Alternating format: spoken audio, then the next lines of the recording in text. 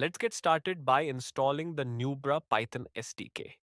First, open Google and search for Nubra API documentation. Open the official Nubra API documentation from the search results. Inside the documentation, click on the Python SDK. Before installing, make sure Python is already installed on your system. Scroll down to the installation section. Here, you'll find installation steps for both Windows and macOS.